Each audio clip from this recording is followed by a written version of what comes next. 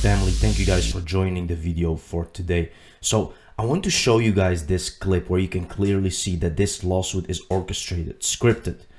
And it may sound crazy, guys, but if you look carefully here to what this former SEC chair has to say, you will understand that this is not real. This whole lawsuit is fabricated, guys. And we can also see a guy here on the lower middle, in the lower middle field. This guy was talking very positively in different videos about XRP and about Ripple. He was talking about solving payments with superior technology that hasn't been used yet. So here we can clearly see, guys, that in this meeting that they are talking about, that international payments have a high friction point. They knew that. They knew this before the lawsuit even started. They knew exactly what Ripple and XRP was trying to solve. So what is going on? You can say that one thing is the case and it's corruption, right? It's a possibility. But I think, guys, that they already knew that XRP was going to be used. And that is why they were trying to show the public that they have a lawsuit and that they have a problem with XRP, purely to shake everyone out before actually starting to use the real utility of XRP. Let's take a look. Is of particular interest to me and many of those regulators that Gary mentioned is the payment system. We all recognize that our payment system is inefficient. Domestically, it's inefficient. Internationally, it's extremely inefficient. So if we don't work and use technology to address those inefficiencies, the market is going to do it for us. And I think we'll like the outcome much better if we as regulators proactively enter that payment space, ensuring that all the time proven safeguards around AML, bank secrecy, anti-terrorism, and the like are there. So I see significant promise going forward, Glenn. But we should not be fighting that digitization. See, so this is what I'm talking about. He was talking about that they have to be proactively solving this issue. Otherwise, the market is going to do it for us. So two things, or it's corruption, or they are making some kind of deal with Ripple, right? And I think it's the latter, guys. So that brings me to this one. Here we have the chair, the Congress talking about payments again, talking about FedNow service that is going to start very soon using instant payments. Now there is a difference here because they also talk about CBDCs, which they clearly talk about that it's going to take a longer time for CBDC to roll out. They're still experimenting, they're still waiting, right? But make no mistake, guys, it doesn't mean that if a CBDC takes long, that XRP is not going to be used. They're going to use XRP. Go to the FedNow website. You can see that they use Velandi Technologies, which is a Ripple partner, which is they're going to start using instant payments from June and May moving forward, right? Their system is upgrading as we speak. Isn't that a coincidence? While also the SWIFT system is being upgraded. All these things are connected, guys. Not a lot of people are seeing this. Now, I will show you this video, guys, and make up your mind. Let's take a look. The Treasury Department announced that leaders from Treasury would begin to meet regularly with leaders from the Fed and from the White House to discuss a possible CBDC, central bank digital currency, and other payment innovations. In the statement, it was mentioned, and I'll quote from it, it said that the Fed is encouraged to provide periodic public updates as it continues its research and its technical experimentation on central bank digital currencies. I was wondering, first of all, when you might be expecting to share some of these public updates. What's the timing on that? So we did go out for comment in general on a CBDC a year or so ago, and I do expect we'll go out. I can't give you a date, but we'll certainly go out and engage. We engage with the public on an ongoing basis. Yeah. We're also doing research on policy and also on technology. That's what we're up to. I'm aware of the Boston Fed has a partnership there.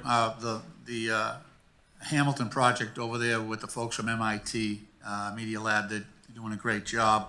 But, you know, it says here that the discussions would include technical experimentation. I was just wondering, at what level are you talking about making decisions on architecture for a CBDC, a retail CBDC? We're not at the stage of making any real decisions. What we're doing is experimenting in kind of early stage experimentation. How would this work? Does it work? What's the best technology? What's the most efficient? We're really at an early stage but we're making progress on sort of technological issues. So one thing on this, guys, even if they reached a possible decision, do you really think they're going to come here and tell the public before they even executed on it? Of course, they will never do that, guys. Yes, they say that they're going to communicate and update and all that stuff, but they are not stupid, guys. This is just the way it works. Open your eyes. Like, this has been the case from the beginning of time. Governments are not going to tell you exactly what they're going to do. It's dangerous. They don't do that. They execute and then they tell the public what is happening or what happened, right?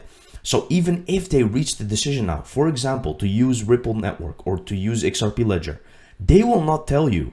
And of course, they will not just use XRP Ledger. There are more out there.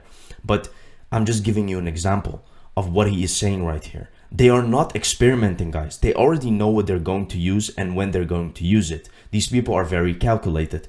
The whole economy depends on it. Do you really think that they are still experimenting? Open your eyes again, right? You can clearly see through their lies, and you can clearly see, guys, that there is something coming. Something big is coming. Let's continue the video. Issues. The policy issues are equally important, though. You know, we haven't decided that this is something that the financial system in the country want or need. Right. So that's going to be... Again, policy. What is happening right now? The lawsuit. If the lawsuit finishes, Ripple wins, then it can start being used for the whole public.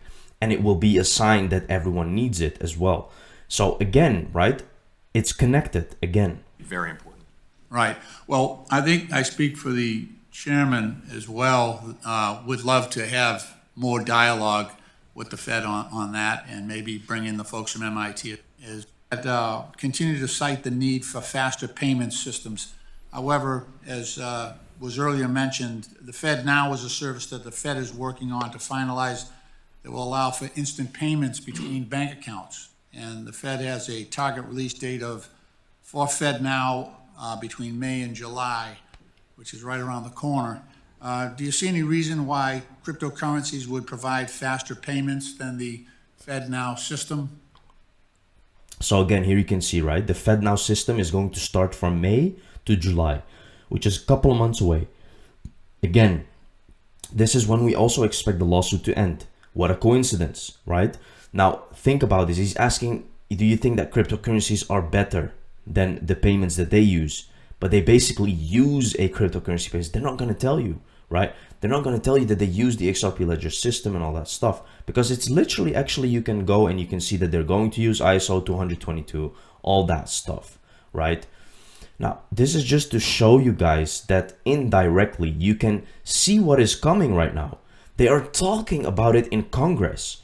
What else do you want? Like, if there was a bigger sign than this, guys, I don't know, but like, you have to understand now what is going on, because this is it, guys. A level playing field. Here we have John Deaton talking about acts as amicus curiae, meaning friend of the court, represents 75,000 investors. Let's take a look. Presidential value if the SEC wins, because when you look at XRP, it was created in 2012. It was the third largest cryptocurrency in the world when the SEC sued Ripple. It was traded, Charlie Cheryl, for 7.5 years in the United States and around the world, openly and fairly, without any interaction from the SEC. And then the SEC comes in, Again, guys, another sign that this is all orchestrated, right? He's literally saying 7.5 years they didn't do anything about regulation. And now that they are start to use the actually technology, they're in a lawsuit. Can you see the connection again here, guys? It's very easy to understand once you know what you're looking for, because everything makes sense. 7.5 years later, after it was declared convertible virtual currency by the FinCEN, right, and declared by FSOC as virtual currency, by the Government Accountability Office as a virtual currency utilized in a decentralized platform. After all of that, the SEC comes in after all those years. Okay, it's going to be a huge precedent. So here you can see, guys, Johnny Deaton is literally telling you that this doesn't make any sense, right? Now, again, open your eyes, guys, because something is around the corner and it's going to happen soon. Thank you very much for watching the video. See you in the next one. Cheers.